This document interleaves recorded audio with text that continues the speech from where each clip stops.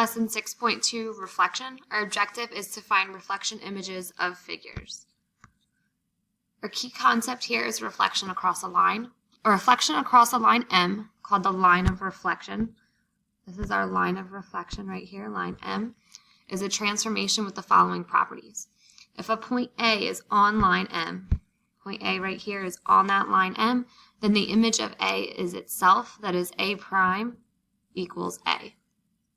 If point B is not on line M, then M is the perpendicular bisector of the segment from B to B prime. This is the segment that's connecting B and B prime. That yellow line M, is going to be the perpendicular bisector. Not only is it creating a 90-degree angle, but it's bisecting the segment. This means that the distance from point B to line M is going to be the same as the distance from B prime to line M. You write the reflection across M that takes P to P prime as the R sub M of P equals P prime. You can use the equation of a line of reflection in the function notation. For example, R sub y equals x.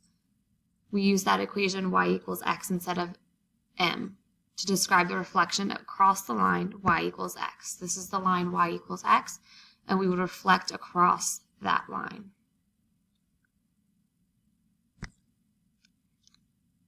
Point P has coordinates 3, 4. I want to know the coordinates of the reflection of point P across the line y equals 1. So I'm going to graph point P, and I'm going to graph the line of reflection y equals 1, and I'm going to graph the reflection image across the line so that it's equidistant from the line of reflection. So I have point P at 3, 4, right here, and I have the line of reflection y equals 1. That's a horizontal line going through 1 on the y-axis. And I want to take notice that point P is 1, 2, 3 units from that line of reflection. So if I want to plot the reflection across that line, it also has to be 3 units away. 1, 2, 3. That would be my P prime. P is 3 units above the line y equals 1, so P prime must be 3 units below the line y equals 1. The line y equals 1 is the perpendicular bisector of P prime, of the segment P prime, if P prime is at 3, negative 2. So that segment is being formed from P to P prime.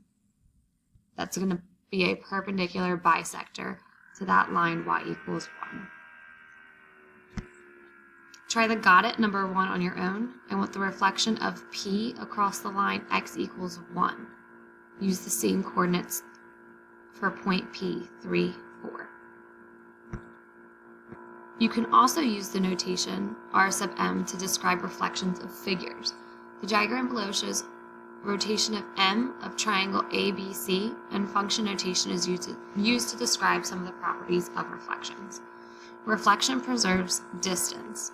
So if I have the reflection of A across line M, it's going to be A prime, and the reflection of B across B prime, the reflection of B across M is going to be B prime, then the distance from A to B is going to be the same as the distance from A prime to B prime.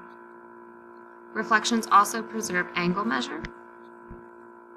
So if the reflection of angle ABC across line M, angle ABC across line M is going to be A prime, B prime, C prime, then the measure of that angle will stay the same.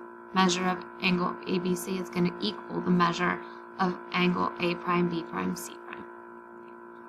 Reflections map each point on the preimage to one and only one corresponding point of its image. If the reflection of A across line M is going to be A prime, if and only if the reflection of A prime across line M is A. Problem 2, we're going to graph a reflection image. So I'm going to graph the points A, negative 3, 4, B, 0, 1, and C, 4, 2, and I'm going to graph and label the reflection of the y-axis.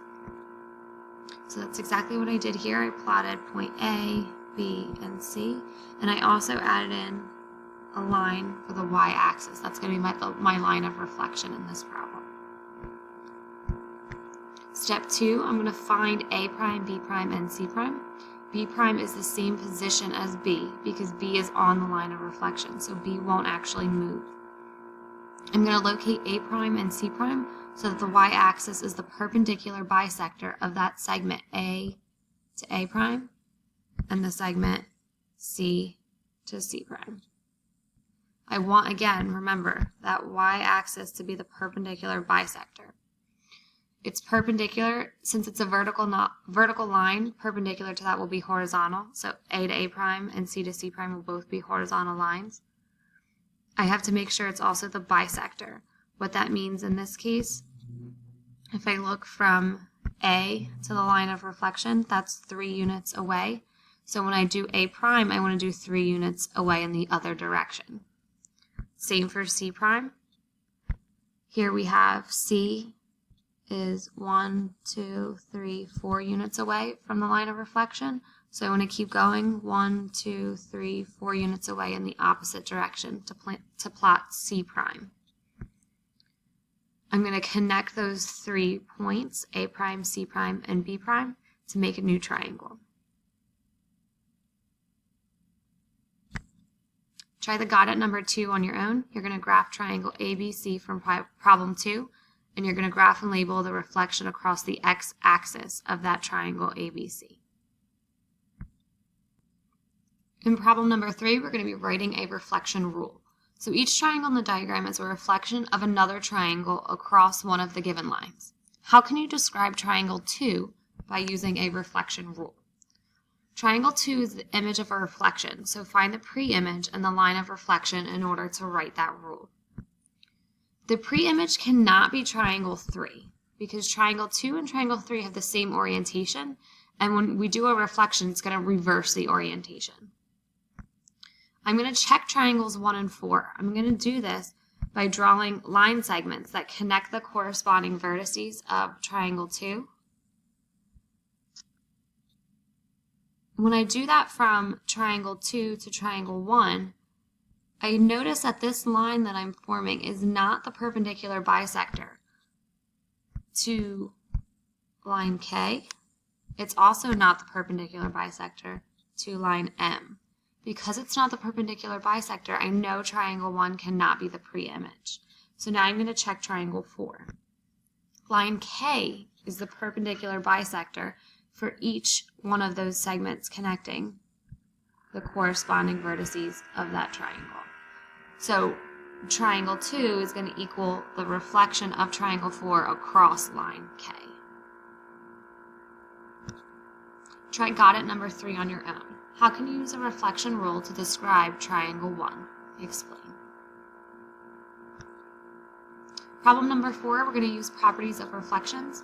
In the diagram, the reflection of G across line T is going to stay G because it's on that line of reflection. The reflection of H is going to become J, and the reflection across T of point D is going to remain D because, again, D is on that line. I'm going to use the properties of reflections to describe how you know that triangle GHJ is an isosceles triangle.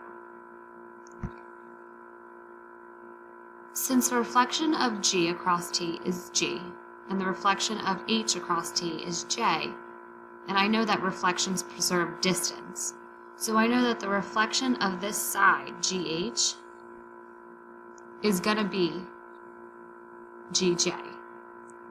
Since reflections preserve distance, I know that GH is going to equal GJ. And by definition, triangle GHJ is an isosceles triangle. We have 2 congruent segments. Try got it number 4 on your own. Can you use properties of reflections to prove that triangle GHJ is equilateral? Explain.